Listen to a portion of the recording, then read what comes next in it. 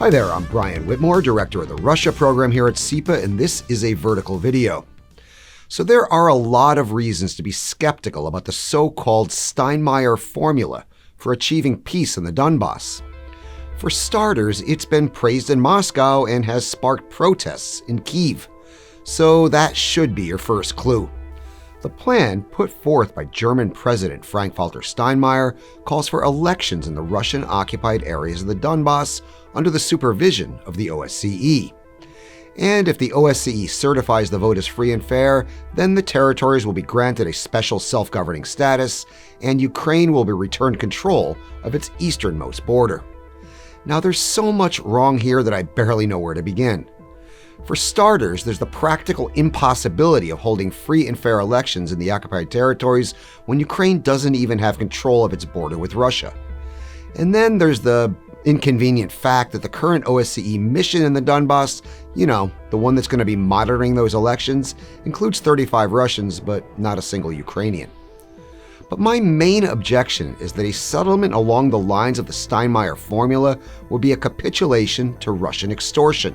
Because let's be clear about this. The war in the Donbass is not a separatist conflict, and it's not a civil war. It's the result of a Russian invasion of eastern Ukraine. It's a Russian occupation camouflaged as a separatist conflict. The only reason there's a war in the Donbass is because Vladimir Putin's regime wants there to be a war in the Donbass. And the Putin regime will not stop its war until it gets what it wants, and that is extortion.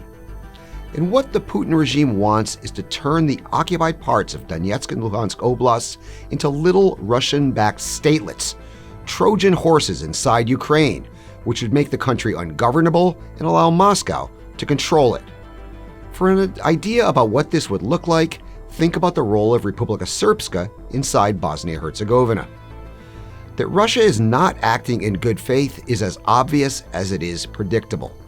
All you need to do is look at their history in honoring past ceasefire agreements in past conflicts manufactured by Moscow, in Abkhazia, in South Ossetia, and in Transnistria.